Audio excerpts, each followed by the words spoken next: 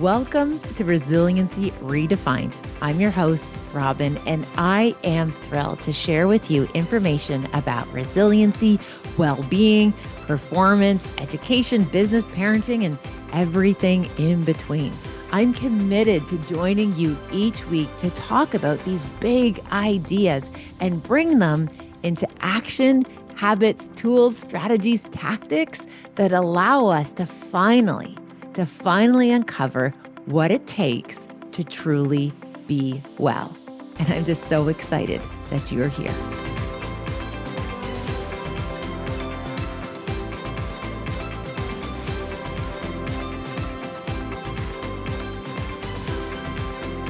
Hello, everyone. Welcome back to Resiliency Redefined. I'm excited to be able to be with you in this moment, answering a question that someone shared with us. And let me tell you, I felt this question so deeply when it was just right to the point. It said, what do you do, Robyne, when you're trying to be resilient, but you just keep going in it? Like you're just going through it. Like life just seems to be throwing you curveball after curveball, and you are not feeling 100%.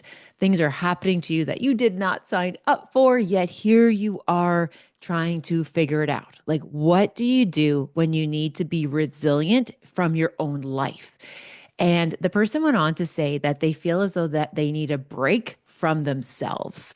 And oh my goodness, this like landed for me because I can just deeply recall what that felt like when I needed a break from my own life, where I needed a break from myself sometimes, even just that noise in your head sometimes, just needing some type of reprieve because our life and our stressors, it feels relentless. Like it just never lets up. So, my friends, that's what we're going to dive into in our time together right now.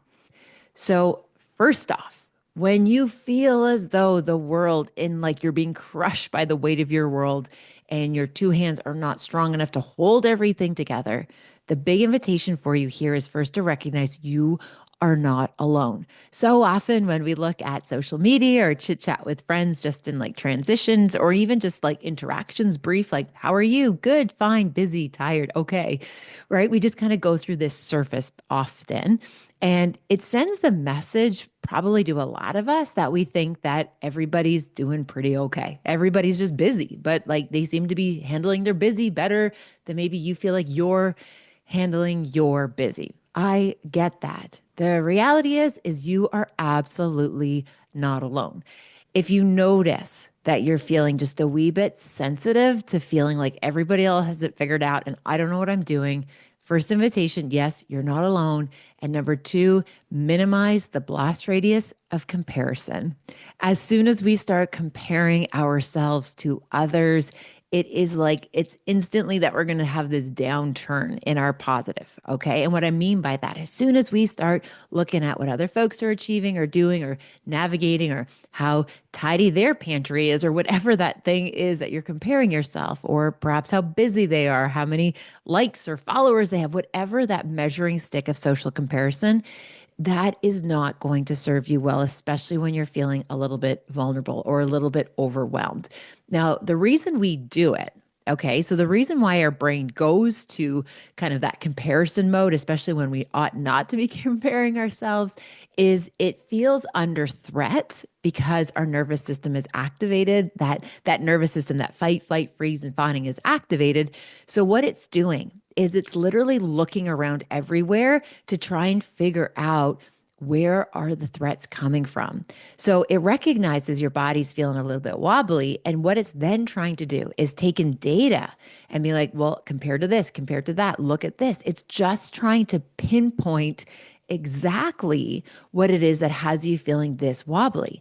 But the reality, as you already know, it's often not just one thing. So we have this like free floating anxiety, this free flowing like overwhelm that's coming at us in all different directions. So our wee little brain is literally trying to figure out, okay, where are the leaks, so to speak, in my boat? And literally it's the boat's going down, but it doesn't even know where the water's coming in from. It's coming in from all different places. Okay, so recognize you're not alone. Recognize that our brain is going to compare as a way of trying to make sense of it. Because remember, we're natural born problem solvers and meaning makers, which means when we're feeling discomfort, we want to put a name on it as soon as possible. We want to identify, where is this coming from? So the social comparison pull or drive or impulse or urge, it's going to be really high. So we're going to want to minimize exposure. Okay, we're going to minimize the things that are more likely to make us feel bad about ourselves or put us in that state of comparison. The other piece that I would really encourage you to think about is that when you're feeling so overwhelmed and you don't feel like you have time to do those self care pieces that work, those are the times you need to double down and get really disciplined about doing them anyway. So as soon as you notice, I don't have time to go for a walk. I don't have time to pick up that call from my friend. I don't have time to sit and listen and hear about my loved one's day. Or I don't have enough time for this puppy snuggle. Like that's a travesty. But if you're feeling like I don't have time for this, try to do your best to notice that, catch it, and lean into it, knowing that this is when you need those things the most. And so often when I'm working with teams and groups, organizations, or even folks one on one, and they say, when things are really overwhelming, I find it like harder to stay disciplined. Again, that's when you need it the most. And you might notice it doesn't feel like it's working, right? Like you do a workout and then afterwards, like right away, you're back into a mood again. Or, you have that, take the time to, eat that snack and you eat that snack, but you're like, no, really, I should have eaten the nibs, right? Like, again, I appreciate that so often it doesn't feel like that stuff is working. Now, this is the next big idea. When we continue to do that self-care or what I call self-stewardship, because we have a responsibility to look after our bodies, our lives, our hearts. We have a responsibility to our loved ones and to, I believe, the world to take care of ourselves. That's why we call it self-stewardship. When you feel like your self-care, your self-stewardship, like isn't working, it's probably a backstop, which means it might not be getting you farther ahead, but it's backstopping it so you don't get any worse. You don't get even more off course. You don't get even more overwhelmed. So think of the self-care. If it's not improving the situation, it's a backstop, and we're going to keep doing it because it's not making it any worse and it's not letting it get any worse. I believe it was Ryan Holiday who said, for example, like, going for a walk doesn't solve your problems, but it often doesn't make them worse. And I just think that's so true. So thinking of our self-care when you're so busy and something has to give, and that feels like the first thing to give, I'm going to encourage you to lean into that commitment of saying, no, you know what? This is what I got to do to be able to feel okay and get back to good. So we're going to stay consistent. The other piece, an invitation I can offer you when you, again, feel like the world is just getting so complicated, simplify. When you're going through a lot, do less. Now, how do we simplify? Now, there's a practice we talk about in my program that's called the art of 100. And this is how it works. When you wake up in the morning, or maybe tomorrow morning, if you want to try tomorrow, you can put this into practice even for the rest of your day right now. Ask yourself, what energy level do I have out of 100? So maybe you're like 95. You are locked in, you're geared in, you're ready to level up, skill up. You feel so well resourced and solid. Amazing. You're at 95% capacity. Brilliant. Then you're going to give your day 95% of all of that good energy. Now, let's say instead, perhaps you're leaning a little bit closer to where perhaps I'm feeling right now, which is a solid like 60, right? About 60% at my capability. Then I'm going to give the world 60% today. I'm not going to give it 100 because I do not have 100 to give. I only have 60%. And already in that 60%, I'm giving it my all. That's what I have to give. So my 60 that day, that is my 100. And what the research shows, when we can get into what's called energy and task matching. So the energy I have is matching the tasks that I'm trying to do. And we can get into that, like linear kind of that more flow state where we're operating in that system. We bounce back quicker. We bounce back quicker when we can be honoring our energy levels with the task and the demands. Okay, so let's do like a little baby breath of a recap. First of all, notice you're not alone. Watch out for those tendencies or those pulls or those impulses for social media comparison or kind of looking at the, ways of the world and feeling like everybody else has this figured out. Not everybody has this figured out. We are literally all trying our best, doing our best to just manage what we're navigating on a daily basis. Again, recognize the self care might not feel like it's advancing the mood, but it's not making it worse. And it might be serving as a backstop. The next idea, again, honoring the energy that you have. When you have only 50% and you give 50%, that is your 100. Okay, so let's say you do pull up a 50%, 60% energy, and we know that if you're going through a lot, you want to do less. What do we let go of? What do we delegate? What do we put pause on? So I know it, there's this like tendency to be like, wow, Robin, I just imagine going into work tomorrow and telling my leader, hi, I only have 50% capacity. So I'm only doing 50% of my job today. I totally get that's not where we're going to probably make up a lot of the energy. So, where do we find space? Well, the first is we want to minimize decision making. Okay, we want to simplify where we can, which might mean, for example, taking that just 5 minutes, doing a little bit of meal prep so you don't have to try and decide what you are going to have for dinner at the end of a day when you don't have a lot of energy. Or maybe you choose that night, I'm going to have takeaway, right? You're just going to do takeaway so you don't even have to think about it. Or my favorite go to is breakfast for dinner. For some reason, breakfast things for dinner just seem to be so much easier to prepare. Now, here's another little tip. If you're going to do just a little bit of mental mapping for food, I sometimes appreciate giving myself some options, meaning like I might have A or B, right? So, and what I mean by that is instead of saying on Mondays, we will have this, and Tuesdays, we have that, I might just say, like, here are the five main meals for the week. And then I will just decide which one I feel like. But I know that I have like the ingredients that I could pull off those five meals. Because sometimes when I'm feeling super overwhelmed, I notice my protest behavior gets kicked in because I don't feel like anything. I don't, if I say, like, for example, Taco Tuesday and I'm in a mood, I'm going to be like, I'm going to rebel against wanting tacos on Tuesday simply because I'm trying to find a little bit of control and agency, especially when things feel out of control. So give yourself options, but not too many options that you even have that like analysis paralysis where you have too many choices so you can't pick anything. Okay, I hope you're following along. Now, tiny wee digression about the whole breakfast for dinner things. I recall Jax coming home when he was like, I think in grade one. Oh, and he was cheesed with me. He was so ticked. And I'm like, dude, what is wrong? And he's like, Mom, you like lied to me. And I was like, wow, Jackson, that's a really big statement. Can you tell me a little bit more? And he said, because of you, I got my homework wrong. You gave me the wrong information. Well, first of all, small caveat, I probably wasn't doing a grade one's homework. I'm not sure where this was coming from, but I recognized, he was in this big feeling. So I want to show up for him. And of course, Jackson, tell me a little bit more. Help me understand where you're coming from. I want to fix this. I want to work with you. Help me understand. And he pulled out this like little sheet of paper.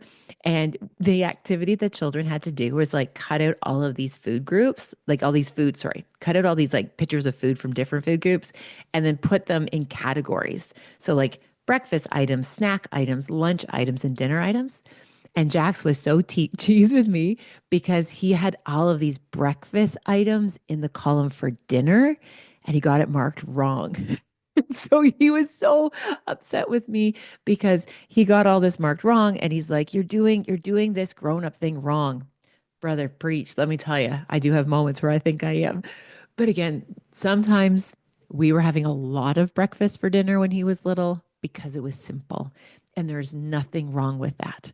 It's also the same idea about, I recall in that same lesson, he must have been doing nutrition. He came in and said, we're only supposed to eat naked vegetables and you don't make naked vegetables. And I was like, Jackson, I don't even know what a naked vegetable is. And he's like, you're not supposed to have your veggies with like all the stuff we put on them. And I'm like, well, Jax, what do we put on them? And he's like, the dip and the hummus and vegetables are supposed to be served naked with no butter. And I had this moment where I looked at that little dude. I said, Jax, I think carrots taste better when you eat them with dip. Do you think they taste better when you eat them with dip? He said, well, yes, I do. And if you might recall an earlier podcast with Jackson the carrots, this is a big deal. Some days he likes carrots, some days he does not like carrots. Anyway, so in that moment, I said, Jax, your vegetables are allowed to taste good. Like you're allowed to like eat vegetables with dip if that's how you're going to eat them. And again, it was just this moment where he's like, that's not what the teacher said. Breathe. Okay. I was doing my best. Okay. And to you as a grown up, if you like, oh, you're supposed to eat nickel vegetables. If the decision is, am I going to eat a vegetable or not eat a vegetable, and you choose to eat it with hummus, eat your vegetables with hummus. I'm not a nutritionist, but let me tell you, I don't think there's any rule that says we have to always eat naked vegetables. That's just my opinion. Maybe my soapbox. Okay. Getting back to the world is really heavy. Simplify where you can. Do takeaway, breakfast for dinner, any way that you can simplify things. Other one could even be having a couple go-to outfits. Anything that literally makes you having to make decisions, make fewer decisions, which means when you might be feeling like in a mood, then you just wear that one thing that you know, right? Maybe it's that black turtleneck and a pair of jeans, which I happen to be wearing right now. Like just simplify where when you don't feel like making a decision, just have my default settings. Okay. So I think of certain clothes, certain meals, certain things, just as your default settings. Just go back to your default. You know they work, and it's going to be enough to let you simplify to get through. I hope you're catching the point on this one. Now, the next idea I encourage you to think about, especially when things feel so heavy and overwhelming, is to make the invisible visible. We've talked about that before, which means you got to get it out of your head. Writing it on a post-it note, making a to-do list, using a whiteboard, like anything to try and get all of the stuff that you're trying to remember, getting it onto a piece of paper, getting it out of your head into something is also going to help, because sometimes when we look at it, we realize it's not that big or heavy, or maybe we realize it is actually that big and heavy, and perhaps I'm not meant to do this all by myself. I'm not meant to try and figure out this all by myself. So that's when we might ask for help. Maybe we delegate, or maybe we just decide that, you know what, this just isn't available to me right now. Right. And again, I recall when the kids were little, recognizing a clean house. What is that? Not in this season, but I could settle on a non-negotiable of having a clean kitchen. The clean kitchen, and when I would clean the kitchen at nighttime and turn the lights out, and I wish I had a little sign that said restaurant is closed, that just allowed me to sign off and start the day the next morning with like the kitchen set up to go, right? The rest of the house might have been a disaster, but I'm simplifying it because that is where it's going to make the next day easier. That's going to be a little bit of ease, a little bit of spaciousness there. Now, the last kind of suggestion that I would give you, if you're just so tired of managing all of it, is this idea about getting out of our head and getting into our body, taking our worries for a walk, not because we're trying to get 10,000 steps a day or because we're trying to do all this stuff. Literally, just get outside. Get into our body, create something, whether that be just kind of moving about, small puttering activities, just getting out of just the noise of our head into our bodies and just moving around can make the world of difference. That also ties into, as we've talked about before, the forces of recovery, solitude. I recall one time when A was little, she asked me if she could borrow something, and I was like, yeah, go for it. It's in my shower. And she came out afterwards and she said to me, she goes, Mama, why was there a coffee cup in the shower? And I said, that's where I had my coffee this morning. And she's like, oh my gosh, we were looking for you everywhere. And I'm like, I know. That's why I had my coffee in the shower, because sometimes we just need just a minute to catch our breath, to give us that little pep talk if we need to pep talk ourselves, to be our kindest coach, to be our encourager, our own cheerleader sometimes, just to take a deep breath and trust that this too will pass, that you are well resourced and you are capable and you can figure it out. Now, another force of recovery you can tie into there is music. Like maybe you turn on some like dirty 80s gangster rap. Maybe you turn on just whatever a soundtrack, something that just makes you feel something other than the overwhelm from all your thoughts, right? Listening to just big music. My like go-to right now, I have listened to this album so many times. It's the soundtrack of The Greatest Showman. Like I don't think you can listen to that soundtrack and not feel emboldened and empowered, right? So listening to it in the car, bringing music into your space can also help. Again, the one practice I'm going to encourage us today to think about as a sign off is the practice of gratitude. Again, another force of recovery. It's as simple as this. What you appreciate appreciates. What you appreciate will grow. And I get what in the world is just so chaotic and so much noise. And how am I ever going to find my through line? Taking that moment to slow down and instead of, counting all your worries, count your blessings. And that isn't like, this isn't just lip service. And I recall somebody once saying to me, Robyne, I tried gratitude and it didn't work. My friends, if you really lean into gratitude, it will bring you to your knees when you realize you are so well looked after. Even if you don't feel it right now, you are so looked after. You will figure this out. Look at all of the things that you have navigated. Look at all the hard things that you have done. Look at all the great things that are ahead of you. Think of the great things in the past, but also what's on the horizon. Better days are ahead. If you really lean in to the practice of gratitude, find the things that are working, appreciate the things that are working, appreciate that your body is even able to contain this big, beautiful, bold life that you're living. Lean into gratitude. It will bring you to your knees if you see how many miracles are around us each and every day. And so when it's really, really big, go small, be intentional, give yourself like just enormous amounts of grace and mercy and a dash of patience and trust that those better days are ahead. You are not alone. You will figure this out. And again, we don't have to try and do this by ourselves. So I hope that helps to my dear listener who said, when I'm tired of myself, what do I do? Simplify and recognize there is only one you. And as Dr. Wayne Dwyer says, you cannot fail at being yourself. So how you're showing up right now is just exactly where you are. It's exactly what you need to be doing. And so often the storms, they're actually clearing a path for that big, bright future that's waiting for you. So go get it. Take good care, everyone. I'll see you next time. Bye for now. Thank you for spending time with this podcast episode today. I hope you found something helpful in Resiliency Redefined. Please feel free to share it with somebody who you might think could benefit. Maybe there was something useful, something in particular that you think you could pay forward.